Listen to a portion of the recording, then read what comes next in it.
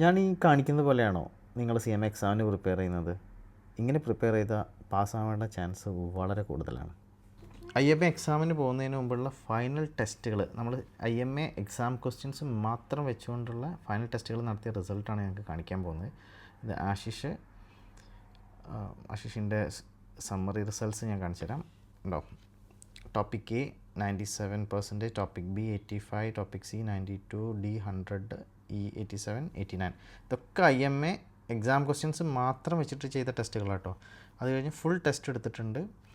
Full test എന്ന് പറയുന്നത് full topic വെച്ചിട്ട് 87 ക്വസ്റ്റ്യൻസ് കിട്ടിയിട്ടുണ്ട്. അത് കഴിഞ്ഞ് രണ്ടാമത്തെ ഫുൾ ടെസ്റ്റ് എടുത്തിട്ടുണ്ട്, 89 ഉണ്ട്. ഇനി IMA essay സെഷൻസ് ആണ് എടുക്കാൻ ബാക്കിയുള്ളത്, അത് ചെയ്യാൻ പോകുന്നേ ഉള്ളൂ. ഇതാണ് ആശിഷ്. ഓക്കെ, ഇനി വരുന്നത് റാഫി വിൻഡോയിൽ എഴുതാൻ പോകുന്ന ആളാണ്. റാഫിയുടെ റിസൾട്ട് കാണിച്ചു തരാം. റാഫി 82%, സെക്ഷൻ B ഫെയിലായിട്ടുണ്ട്. അത് വീണ്ടും അയാൾ ഫോക്കസ് ചെയ്യാൻ പോവാണ്.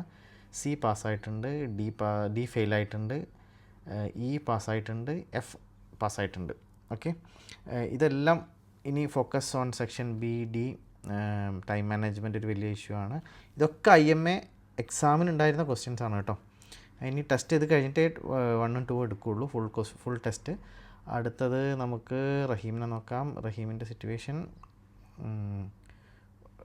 71% മാർജിനലി പാസ്സായിട്ടുണ്ട്. സെക്ഷൻ A, B പാസ്സായിട്ടുണ്ട്, 7C, D, E, F ഒക്കെ പാസ്സായിട്ടുണ്ട്. ടൈം മാനേജ്മെൻറ്റ് വളരെ പൂറാണ്, ഫോക്കസ് ചെയ്യണം. Aയും Cയും വീണ്ടും ഫോക്കസ് ചെയ്യാൻ വേണ്ടിയിട്ടുണ്ട്. ഇത് ഫോക്കസ് പ്രിപ്പറേഷൻ കഴിഞ്ഞിട്ട് ഇനി ഫൈനൽ ടെസ്റ്റുകൾ രണ്ടെണ്ണം എടുക്കാവുള്ളൂ, essay ടെസ്റ്റും ചെയ്യുള്ളൂ. ഇതെല്ലാം IMA ക്വസ്റ്റ്യൻസ് ആണ് കേട്ടോ. ഇനി സഫ്വാനെ നോക്കാം. സഫ്വാൻ്റെ സിറ്റുവേഷൻ എന്താണെന്നുള്ളത് പറയാം. സഫ്വാൻ ആക്ച്വലി എല്ലാ ടോപ്പിക്കും പാസ്സായിട്ടുണ്ട്, പക്ഷേ F ഫെയിലായിട്ടുണ്ടായിരുന്നു, എത്തിക്സിൻ്റെ ഭാഗം. അത് വീണ്ടും ഫോക്കസ് ചെയ്യാൻ പറഞ്ഞിട്ടുണ്ട് സഫ്വാനോട്. സഫ്വാൻ ബഹ്റൈനിൽ നിന്നുള്ള സ്റ്റുഡൻ്റാണ്. പിന്നീട് അദ്ദേഹം ഇത് ടെസ്റ്റ് 2 ചെയ്തിട്ടില്ല, പക്ഷേ ടെസ്റ്റ് 5 ചെയ്തിട്ടില്ല, ടെസ്റ്റ് 6 ചെയ്തിട്ടുണ്ട്. ഇത് ഫുൾ ക്വസ്റ്റ്യൻ ആണ്, 79% ചെയ്തിട്ടുണ്ട്. ഇനി ഈ ടെസ്റ്റും കൂടി ചെയ്യാൻ ബാക്കിയുണ്ട്. ഇതിപ്പോൾ ചെയ്തിട്ട് അയക്കാം. അത് കഴിഞ്ഞാൽ essayയും കൂടി ചെയ്യാനുണ്ട്. അപ്പോൾ നിങ്ങൾ ഇങ്ങനെയാണോ പ്രിപ്പയർ ചെയ്യുന്നത്? ഇങ്ങനെ പ്രിപ്പയർ ചെയ്താൽ മാത്രമേ നമ്മൾ എക്സാം പാസ്സാവുള്ളൂ കേട്ടോ.